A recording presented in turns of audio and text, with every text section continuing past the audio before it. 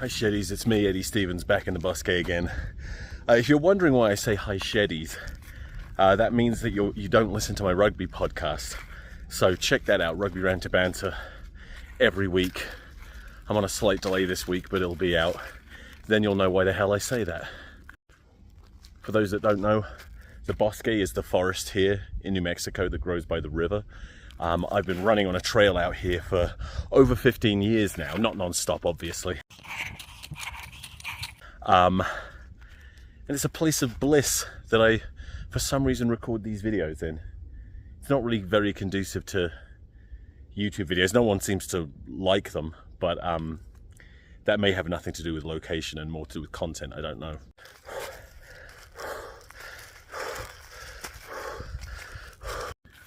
But this week, it's another of my extremely popular top 10/top 5 England players. I'm going through every position. I'm picking the top 5 if it's an individual position like scrum half or fly half.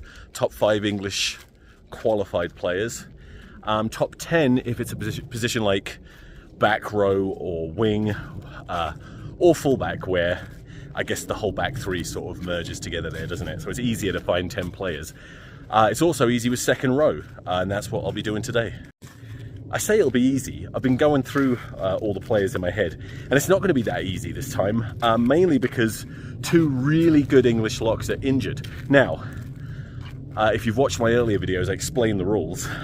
I start at number 1 and work my way down to the worst, or the worst of the best. And I've always said I don't pick players who are injured, because if they're not available to play, if they're out injured, then how do I know when they'll be back? How do we know if they'll have form when they come back? So that's why I have that rule. But for second row, I found I'm just going to include a couple of injured players, because if I don't, I'm not going to be able to do it. I'm not very good at this one. But first and second is very easy, because number 1, Marrow still. I mean, you can't really... I mean, for the first time in his England career, we might be at a point where you could sort of justify picking players ahead of him.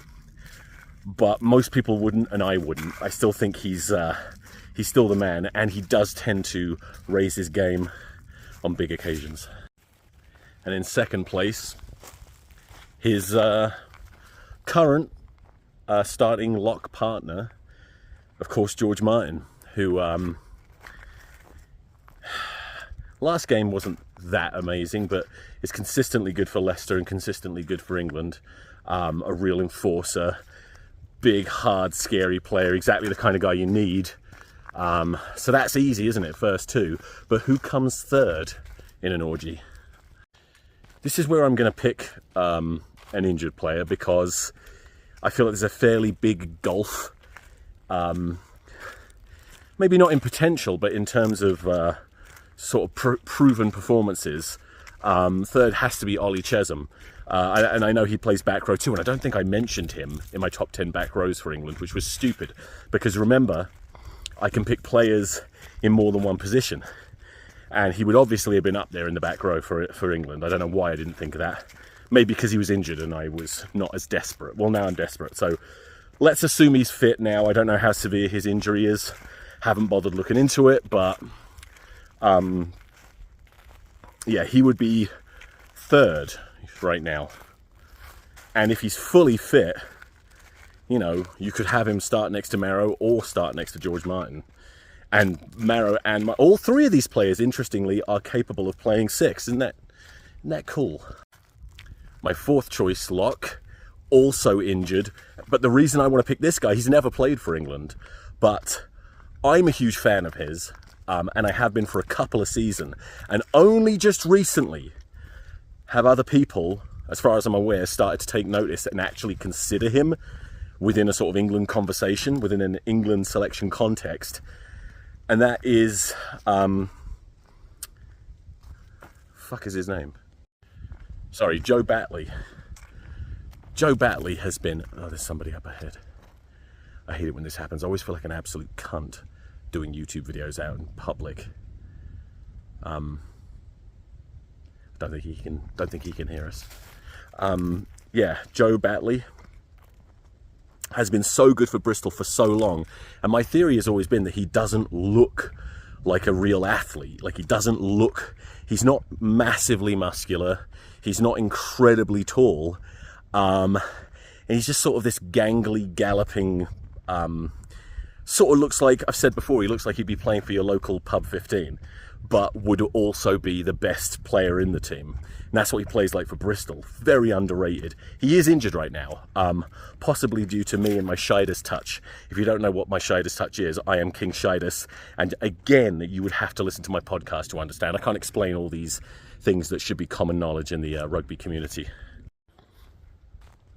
And fifth choice, a player who has been sort of around the England squad for a long time, just never quite forcing his way in, although he was at one point being picked ahead of players like Ben Earl in the back row.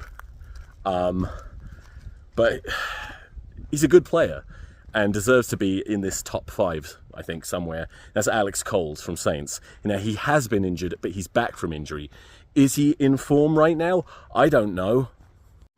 Now, here's where it starts to get really tricky, because the obvious name that probably you're thinking of is Ezekwe, because he has been in the England squad on the bench.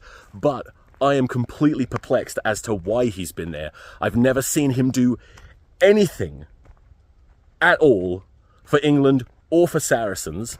Doesn't seem to start for Saracens. I have been completely and utterly unimpressed with him his entire career.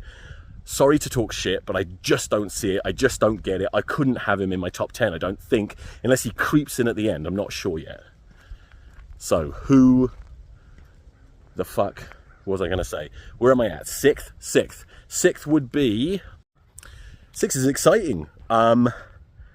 Somebody that could potentially force his way much higher up on the list. And I could see at some point maybe forcing his way into an actual England squad, because he's looked so good for so long for his club, and he adds another dimension just physically. I mean, he's a massive, massive man, but plays like a back rower, can play in the back row, I believe. And that is Tuima from Exeter. Yeah, I don't think I can say any more than I just said. So he's at number 6. At number 7, a player who I've actually criticised before and never really understand the hype behind, but he moved from Quins to Saracens and has had a couple of matches where I was quietly impressed with him, and that is Tizard. Again, I'm surprised by the lack of depth we have at second row. This is a position that typically with England we don't really run out of talented players, and you would think a top 10 would be very easy, but I'm not really that enthusiastic about these last few. But that's number 7, right? Tizard. Can't even remember his bloody first name. Is it Henry? Probably Henry. 3 locks left, and I'm struggling to think of who I could pick. Well, I just realised something. In 8th place, but I think I'd probably push this up certainly ahead of Tizard. So maybe to 7th. Remember, I can pick players out of position, so I would be picking the incredible Ted Hill, who can play second row as well. I don't care if that's, if you see that as stupid. I see it as brave of me. Ted Hill is such a phenomenal athlete, such a specimen. It's a big leap to have him starting for England at second row, but how hard could it possibly be? Not that hard. So he's at 7 now. Tizard bumped to 8. Now we just got 2 left. Who's 9th? Fuck it, I would put Ezekwe in there just because, like I said, he's never stood out and impressed me, but it's not like he's ever been absolutely atrocious. I mean, he doesn't seem to do anything, but I mean, he also doesn't stand out as making a lot of mistakes. He doesn't fuck up the lineouts a lot. He doesn't miss tackles a lot. I don't notice him. I'm sure he's fine. That's a good reason to pick him. He's fine. So just 1 left, and I can absolutely guarantee you I've forgotten somebody really good. So let me know in the comments, and I will grovel and apologise, because I have no doubt you're right. I'm sure there's at least one player that I have. Every time I do this, I forget somebody really good. But at 10th, I'm going with someone who used to really impress me, but actually hasn't looked that good recently. But I'm sort of backing the talent that I saw. I think I'd be a good talent scout. I saw something in him when he played for London Irish, and that's Chunyamunga, who plays at Saints now. And I know he's captain Saints in at least one match, so he can't be terrible. This is sad, isn't it? I'm picking players who are fine or not terrible. But no, he's a good athlete, and if he can get back to his London Irish form, he'd be good enough for a 10th choice at England lock, right? It's not that big of a deal. Oh, I didn't realise it was recording.